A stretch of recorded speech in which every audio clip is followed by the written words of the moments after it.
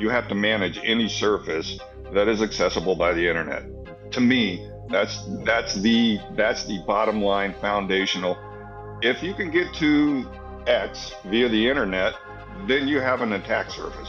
If an attacker is attacking it, it's an attack surface. Attackers attack users, they're the attack surface. The attackers are attacking externally facing systems, it's an attack surface. If an attacker is able to access the system because we went out and directly accessed it through our own outbound connections, it's an attack surface. So I'm not purely looking at what inbound attack can occur. I'm looking at every type of technology where an attack can occur, and that is an attack surface. So you have to do something to manage all the attack surfaces within your organization, not just your external attack surfaces. Who says tech can't be human?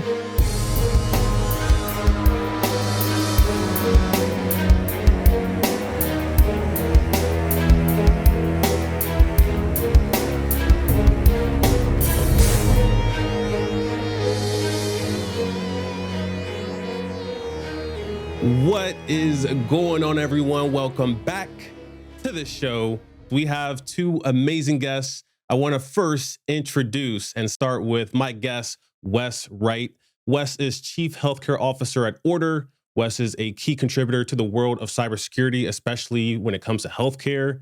Wes has been an executive at many large health companies. Notably, Wes was the CTO at Sutter Health from 2015 to 2018, if I did my homework properly. But Wes, welcome back to the show.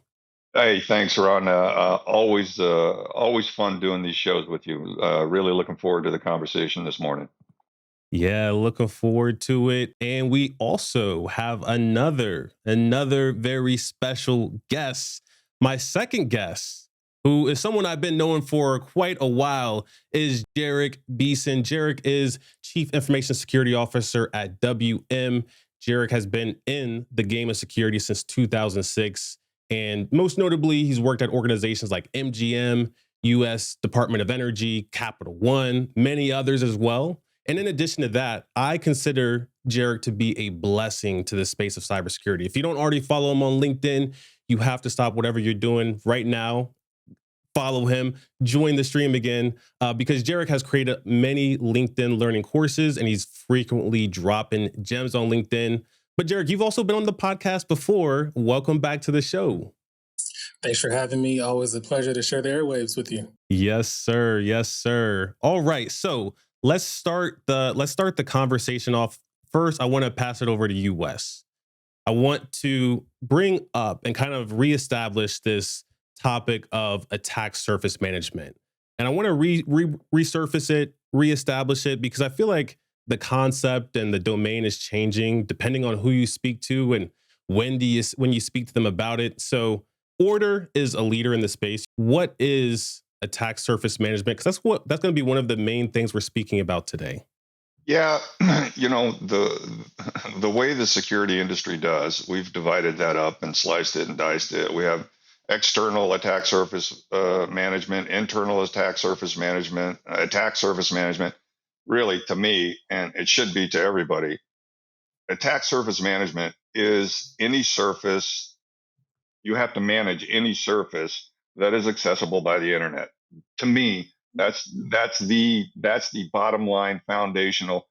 If you can get to X via the internet, then you have an attack surface. So you have to do something to manage all the attack surfaces within your organization, not just your external attack surfaces.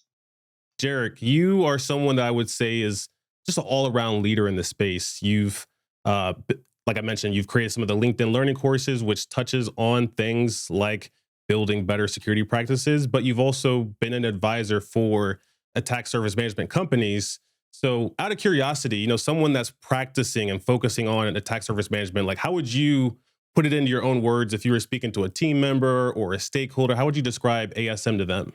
The attacker, if an attacker is attacking it, it's an attack surface. Attackers attack users, they're the attack surface. The attackers are attacking externally facing systems, it's an attack surface. If an attacker is able to access the system because we went out and directly accessed it through our own outbound connections, it's an attack surface.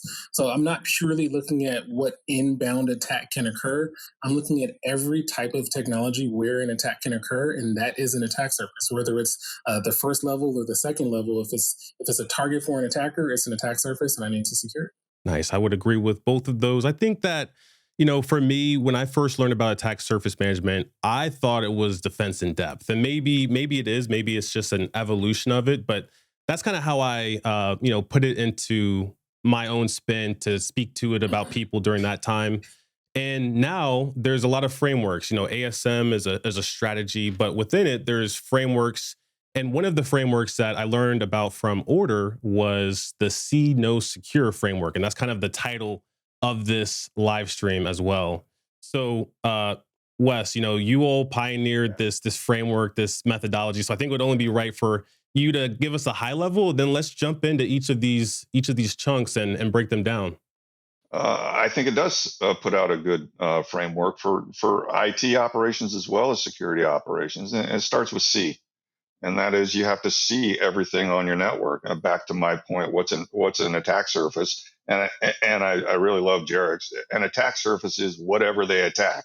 That's really the best definition for it. But if you go back to that, anything on the network is an attack surface. Well, you have to see everything that's connected on your network. And actually, over the years that I've been doing this, I've been in the IT game since like 95, healthcare mostly. We've never had that capability to see everything connected to a network in a single space. Right. But once you see them, you have to know what they are. I remember getting, a list as long as my arm of MAC addresses and IP addresses from my vulnerability scanner. I had no idea what they were, but I knew something was on my network. So you have to know what's on your network before you can do anything about it.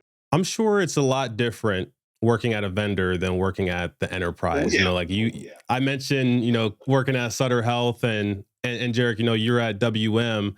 I would imagine that when you hear things like attack surface management, no matter how much you like the idea or even see no security, no matter how much you like the idea as a security practitioner, that has to translate to someone. So I'm going to open it up to both of you all. How do you translate things like ASM or see no secure to people that don't really care about how you solve the problem? They more so care about the risk is being mitigated.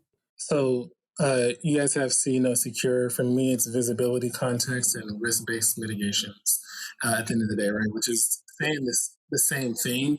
There are common phrases that you hear, you can't protect what you don't know about.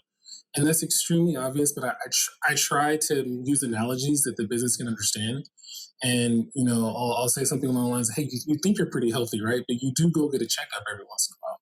But yeah, because you don't want to find out down the line that there was something that you could have addressed earlier that you didn't because you didn't know about it. Well, that's the same thing when I'm dealing with technology. I need to know what's happening. And by the way, the same way your health is changing with every single carb you eat and every single sugar you eat or environment you go in, cigarette you smoke, the list goes on, the same way we're introducing new potential contaminants to our organization with every SaaS we connect, with every device we connect, and so forth. And so it's my prerogative and it's on me to not only identify when that surface is changing, but understand the context within that surface so that I can use our resources effectively. What is it? Who's using it? How are they using it? What's the regulatory exposure? What does an attacker see versus what can I see? Because in theory, I have a different level of visibility than the attacker. In theory, ideally, I have a different level of visibility. And so you want to understand all of those things before you start making risk-based decisions, because risk-based decisions are based off of the risk, and the risk is based off of that data and that intel that we need on every single one of our assets.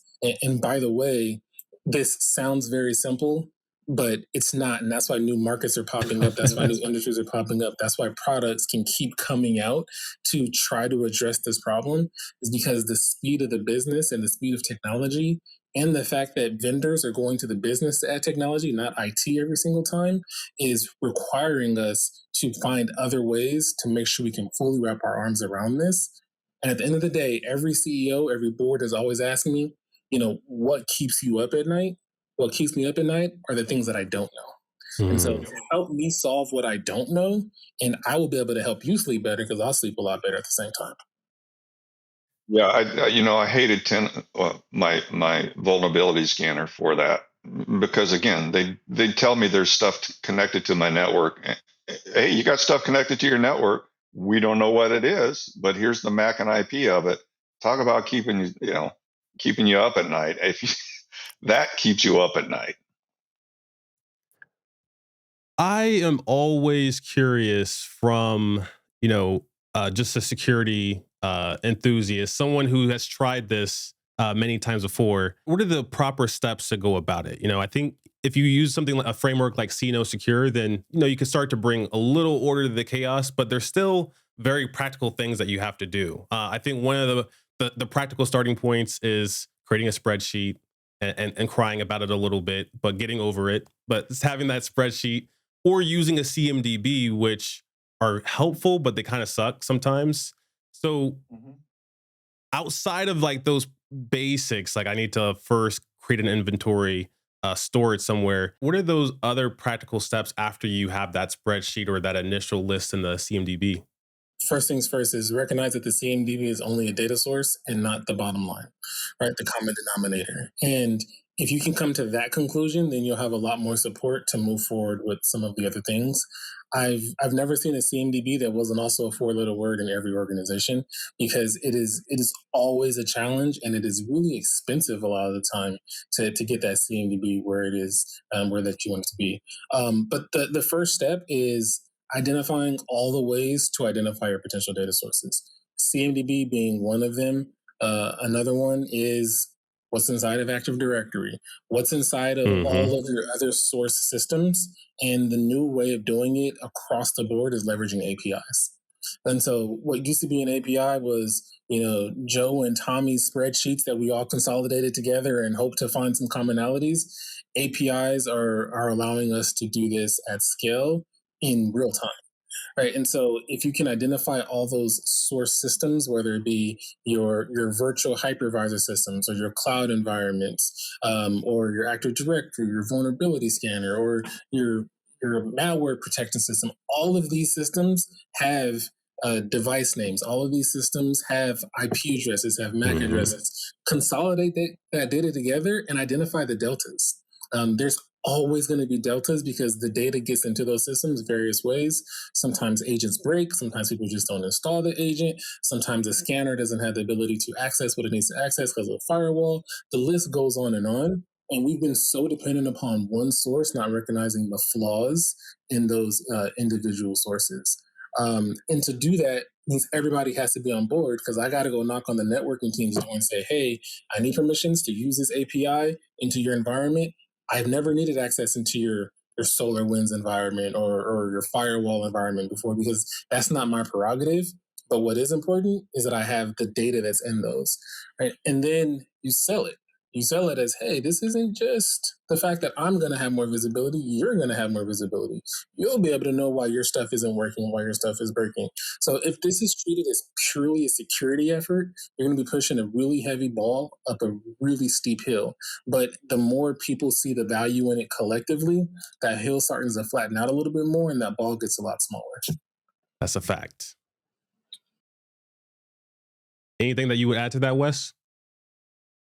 No, I thought every point that Jerich hit was absolutely valid, and a lot of people may not know these tool sets that we're talking about. They're only 7, 8, 9 years old, but you really can, with the way Jerich was explained, these tools tap into all the tools that you're already running at your place, and so they take all the data from that tool, from all your other tools, and give it context. Hey, CrowdStrike said this about A, but Meraki said this about A, and then somebody else said this about A. So now we know a lot of stuff about A because there's a lot of people talking about device A.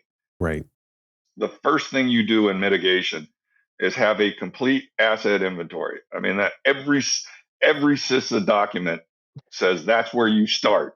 And Right. now there's a way to do this, and I don't think people know this. Jerich, correct me if I'm wrong, but there's a way to do this that is so much easier than the way that we had to do this 10 or 15 years ago. The keeping spreadsheets at all anymore doesn't make any sense. Yes, you're spot on, but I'll double down on that. You would have to be really hard pressed to find a security framework where the very first thing is an asset management. PCI, the very first family is asset management. ISO, the very first thing is asset management. The original NIST 853, I forget what the exact one was. I want to say it was RA, and the first step in risk assessment is identify. And then they came out with NIST CSF, which is identify and then protect, detect, respond, and recover, right? Every single framework in the history of security frameworks, even when you go back to the red book, orange book, I'm that old, right? It goes back to what is it that you're trying to do something with, right? Yes. You have to know what you're trying to do something with before you can do anything with it.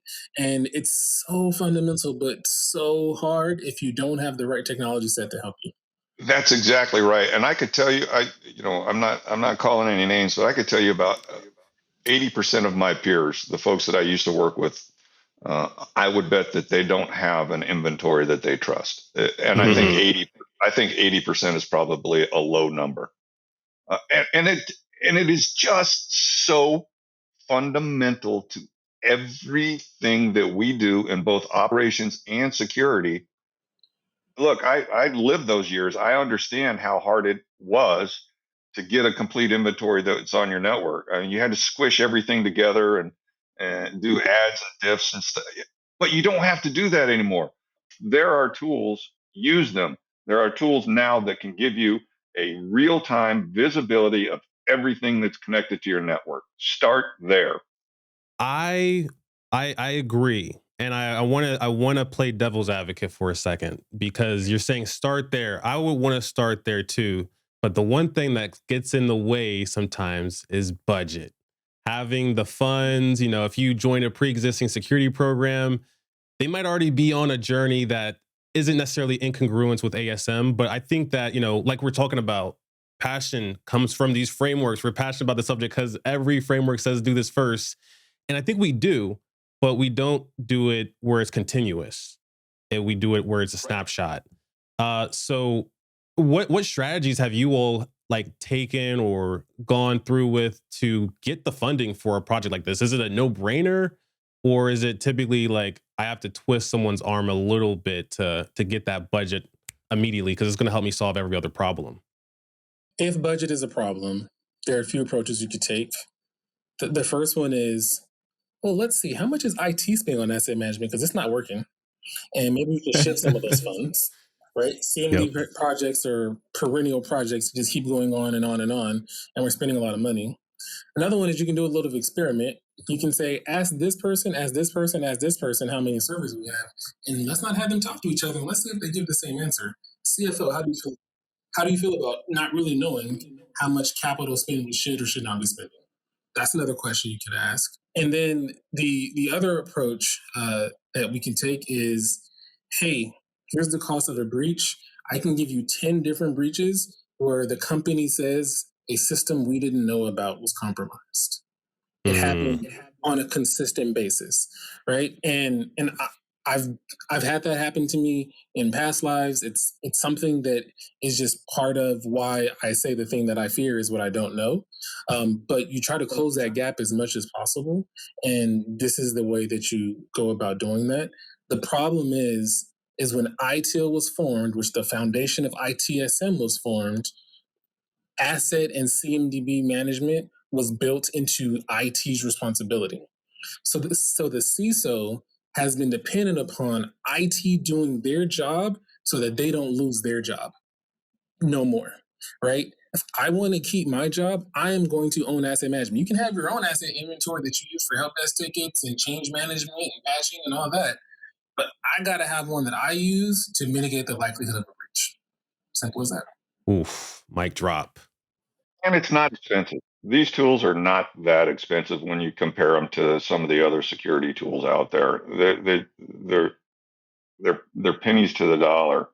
And every CMDB project that has been installed, you can point to those and go, hey, yeah, we can fix your CMDB. We can actually make it to where people trust it. But an underlying way that what I talk to some of our customers about this though is look, and it's to what Jerich's point was, is what a tool like this does for you. I remember back in the day, we used to argue with finance. You know, I'd present my budget numbers and they'd present some, and they'd go, well, where are you getting your numbers from? Well, I'm getting them from here. Well, I'm getting them from here.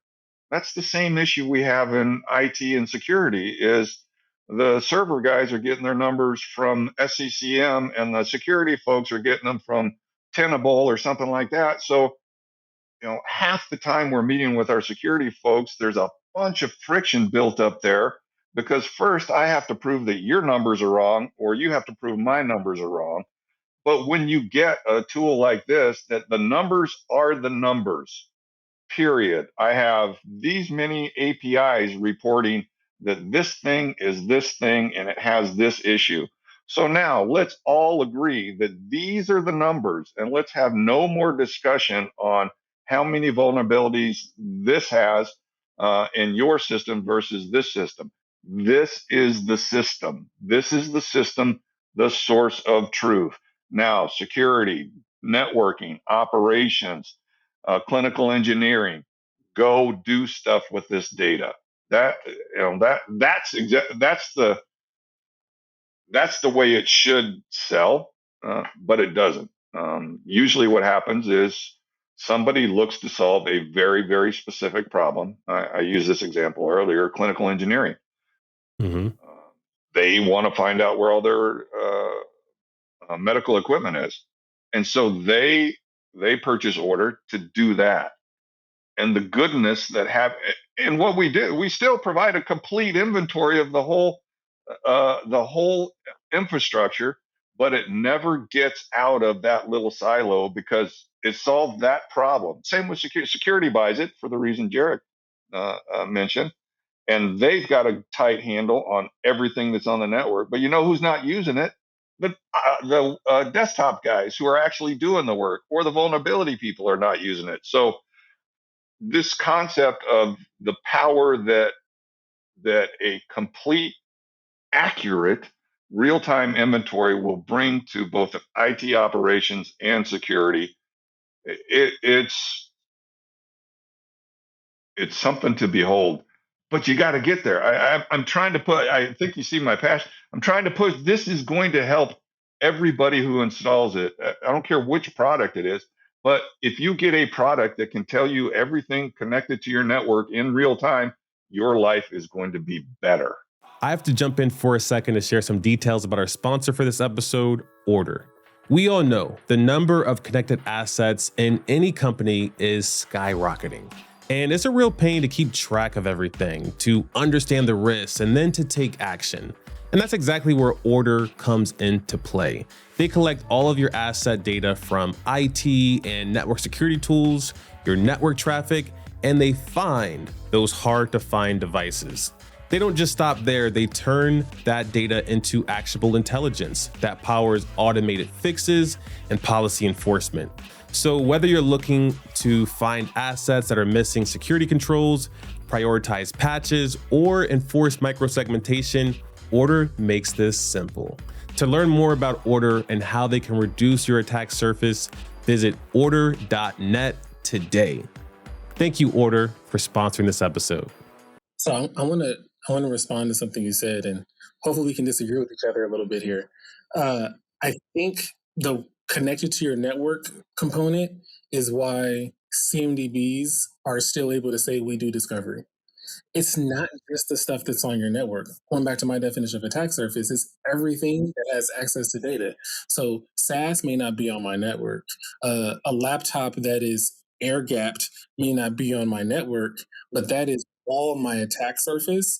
And that is where these tools come in because something most likely is managing those managing those individual systems.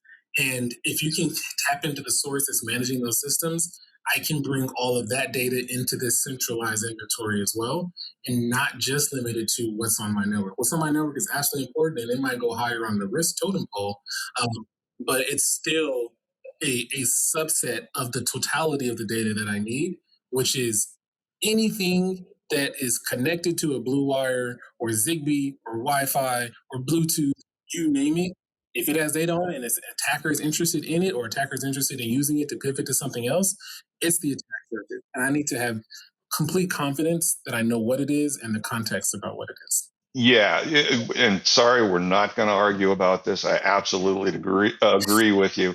When I say connected to the network, I'm including devices, SAPs, users, and applications. That's my connected to the network. Not just the device itself, but the user.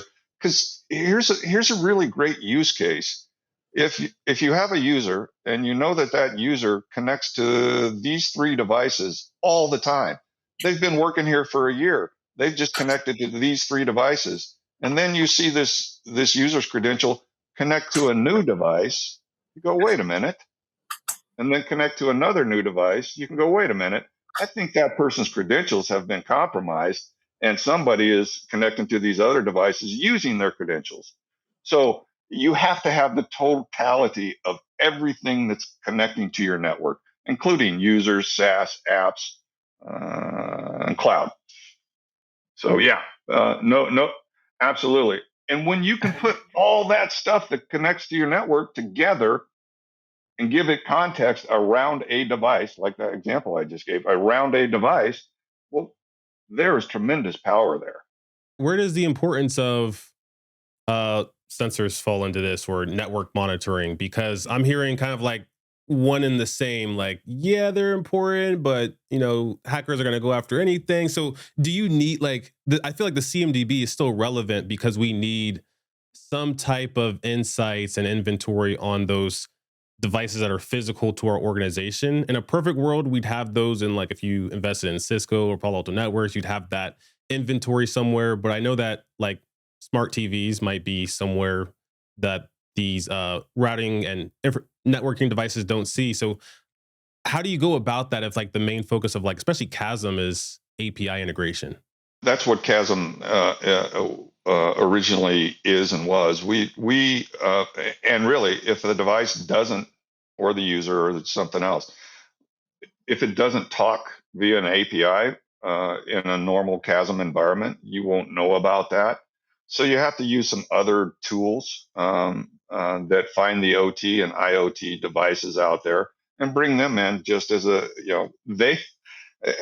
Jerich said, anything on your network that can affect everything else on your network, you've got to know about. And that includes those devices that you can't see using traditional discovery tools. And that's when sometimes you don't have to put a sensor in for discovery, but you'd have to put it in for some of the deep packet inspection that you may or may not want to do, that is occurring between devices that are not API enabled. So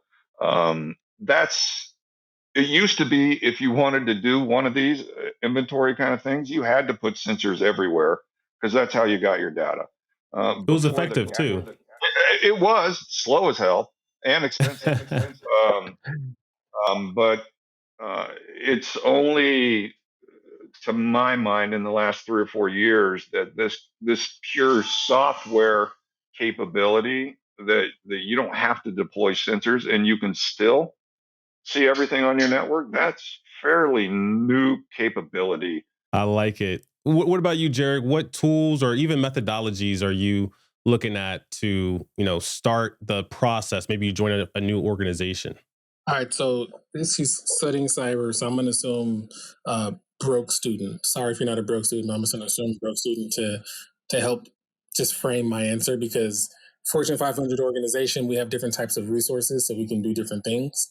But if I was just someone that was attempting to map an attack surface of an environment, I would probably start with Shodan. It's a tool. And what it'll do is it'll tell you everything that the attacker sees from the outside. So an attacker is using Shodan to map your environment. So you should use Shodan to see what the attacker is saying. Um, and then, of course, you can take the data that you get from Shodan, and then you can run an Nmap or a nested scan. You don't have to do something that's going to cost you a lot of money, and you're going to get a ton of information and high fidelity data. Once again, we're talking about what an outside attacker sees in your environment. The approach that I would take if there was a process would be a threat modeling approach. If I was a bad guy, how would I get in? Where would I pivot to? What would I do next? What are the different IP addresses, systems, devices, and so forth that I would have to jump from or pivot or interact with to get to whatever my target objective is?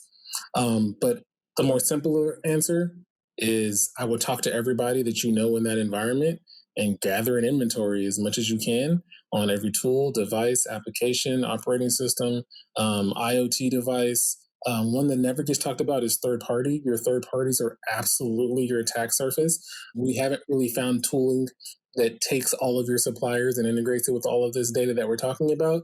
But your suppliers are in many cases the pivot point to get into your environment. And so you want to at least understand what your suppliers can access, because that's part of your attack surface as well. All of your cloud environments, you gather all of that information as much as you can, and you'll have a good picture of your attack surface. And then there's other open source tools that you can use to then figure out what those interconnections are between those systems and so forth. And they're eluding me right now, so I don't want to give you a false answer. All good. That's generally how I would approach understanding my attack surface if I was a broke college student. What about rich enterprise kid? Because I asked that because there's a new category emerging: managed security providers. MSPs are trying to provide everything. Vendors are creating managed detection capabilities, and now I know Ordr is working on some stuff as well. But Jerich, I want to start the question off with you. What are your preferences when it comes to owning security? Like, would you outsource something like attack surface management or even other parts of your security program? I believe that the best approach from a financial perspective and also from a scale is to have a hybrid of managed service providers for the things that are probably, it depends on the size of the organization. Let's say rich kid, right? Rich kid is like a small to medium business, somewhere between 1,000 to 2,000 people, we'll say, and that's small to medium in my world at least. In that case, I would have a managed service provider that handles a lot of the things that would be considered commodities type of stuff. So ticketing like level 1, level 2 analysis and so forth.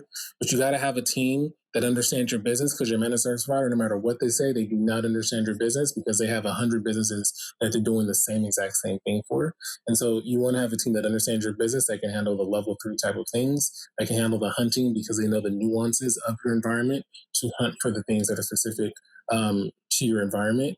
But you need to be providing them something like what a chasm would provide, or they're not going to be able to do their job very well. Mm-hmm. Right? Their job is to monitor, but you're not giving them the things that they need to monitor.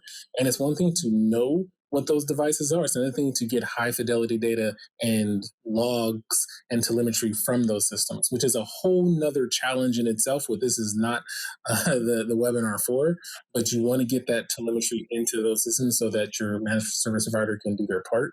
So I'll just simplify and say managed service provider can help detect, help respond, but you should not throw the ball completely over the fence, because there will be some gaps. Frankly, too many customers that if I just look at their executive security report, I see some things that are alarming on there. That it's a report that comes out all the time, so obviously nobody's looking at it. And really, that's part of Ordr's, our managed service, is to, okay, we're going to have somebody that looks at this for you, and if there's something untoward, they're going to poke you. Hey, because the wonderfulness that happens when you know everything on your network is not spread throughout the network.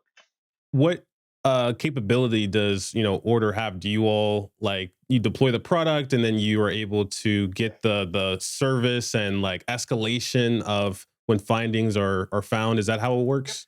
Yeah. Actually the ordered managed service, a purchase order, we implement it for you. Again, the chasm piece, it's all software. So you don't have to put out any. So frankly, what it is a bunch of your folks who know your passwords and API keys, plug those into our system, and we start getting feeds from those right away. And we have our own order discovery engine for those IoT and OT stuff. So we start getting feeds from those all right away, and then they start deduping and adding context. Like before, CrowdStrike says this about this device. Well, Meraki says this, and something else says this. So we start putting all that data together, and then you pop it up, and you can see whatever kind of information that we have. Even better, though, you can see all the information that all the security tools that you're using has on a device. Mm-hmm. So what I in a perfect order world, what folks would do is kind of use that as their jump off point to start their day, and that is, hey, I'm working on this project. How many of X do I have deployed, and how many do I need to get deployed? I mean, that is stuff that a good inventory management system, you can use that data to plan. All your projects can be in there. Hey, every project that occurs at a healthcare system, they got to load something on a device, or they have to load software or users. So you can track all that stuff. So knowing everything about the device just opens up so many use cases in operations and security that uh, they're hard to list them all. It's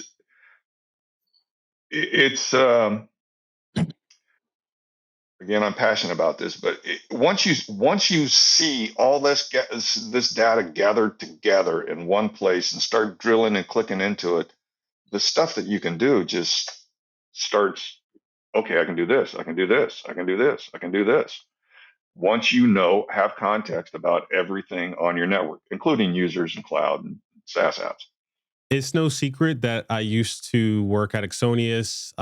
That was one of the areas that reconnected me and Jerich, besides LinkedIn, of course, was Exonius. And when I worked there, and all Chasm tools can do what kind of like this general idea. So when I worked there, I was mad because I was thinking back at my time at Intel. I was thinking back at my time at a fintech startup called Marqeta, and I was like, dang, this would have been so amazing to have all those years ago because I managed the security policy. And part of my job was to write out these do's and don'ts. And then I'd have to get creative, and I had to develop jujitsu with Python in order to, automatically go out to the sources that I needed to check on them. And then I saw Exonius and I was like, oh, dang, what? I thought, only Exonius was doing this. And I learned about Chasm, cyber asset attack surface management. I learned that there's this new breed of API integrations through attack surface management, which is amazing.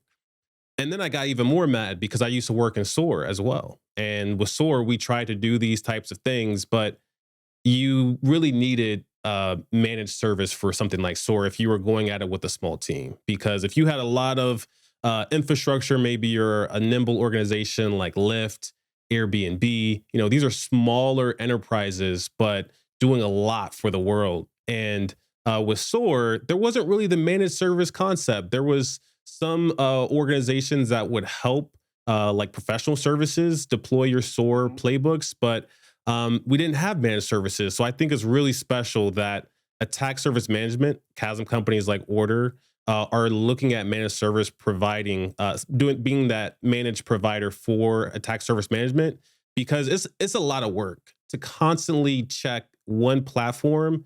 I know some big companies hire one person to just manage one platform. I think that's crazy.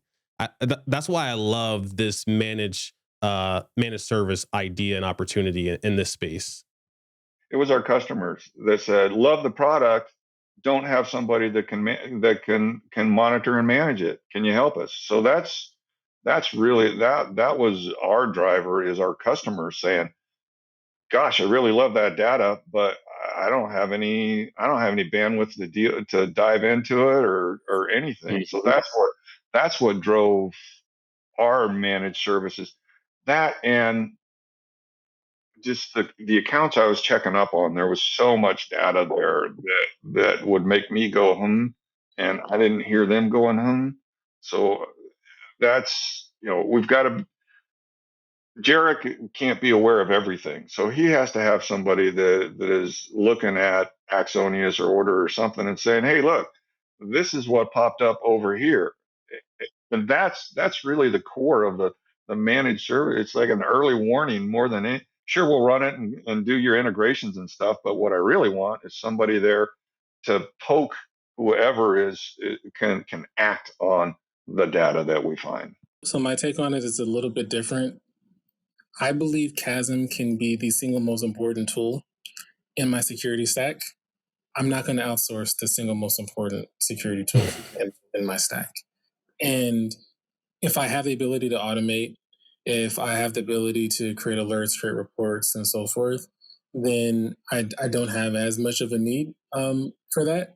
And if I have the ability to do the SOAR-like things that you're talking about, connecting one system. So, for example, Chasm detects something, Axonius, whatever, detects something, send it over to ServiceNow. So now ServiceNow has it as well. Actually, send it over to my vulnerability scanner. Automatically create an agent push out for my EDR system. I don't need a human in the loop in those cases. And those are situations where automation makes a ton of sense. But where I do need a human is help me make sense of this information. Because going back to my point on the managed service provider, they're going to be able to see surface level. They won't have the context below the level. So who's going to contact the networking team and say, hey, did we make a change over here? Or I know we made a change, but I thought it was this, not this. But whatever it may be, I need someone that knows the nuances of the organization to make sure that false positives are recognized as such and true positives are also recognized as such. So just my thought. I think there's two schools of thoughts. Now, if you're a company of one, then you're going to outsource it and just be like, hey, this is better than nothing. But if you're a large enterprise, I would strongly encourage, if anyone does take this leap, because of the value it applies across all of IT, not just security, because you're truly democratizing data that was once in silos, right? And you're helping the team that does patching recognize, hey, someone rolled out a system that wasn't on the right image, or hey, this system doesn't have an agent, or the agent stopped calling in over here, or for whatever reason, it's inside SolarWinds, but it's not inside our firewall, or it's on the VMware platform, but it's not inside of AD. Like the list goes on and on. That's valuable not just to security, it's valuable to the whole organization. And we've dedicated people to asset management in organizations, especially large ones, except for they're using inferior tools to do it. So you give them a better tool to do it. You have this become their tool, whether security is the benefactor or not.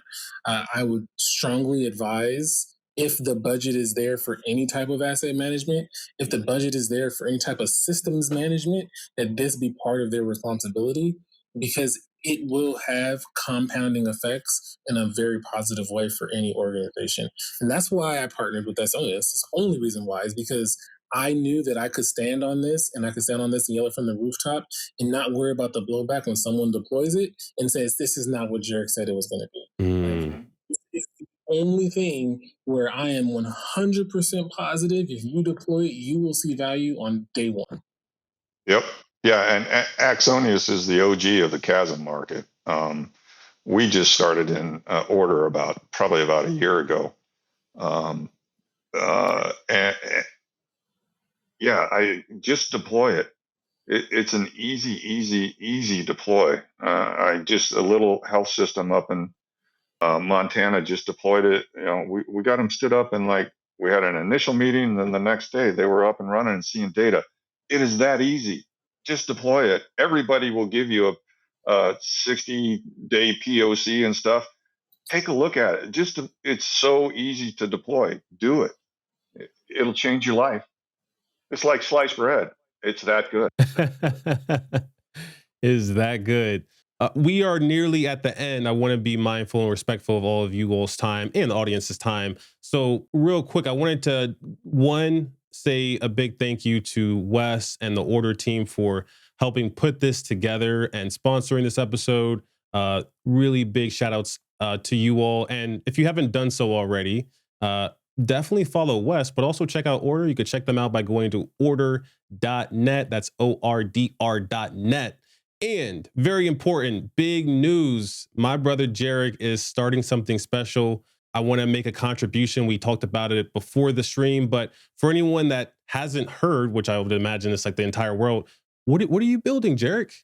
All right, I guess this is a public announcement. I'm actually starting a church. I definitely appreciate you donating to the cause.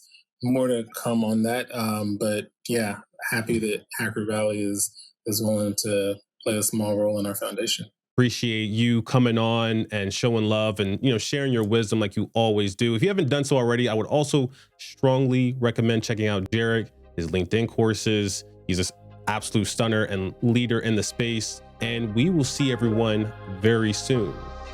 Take care.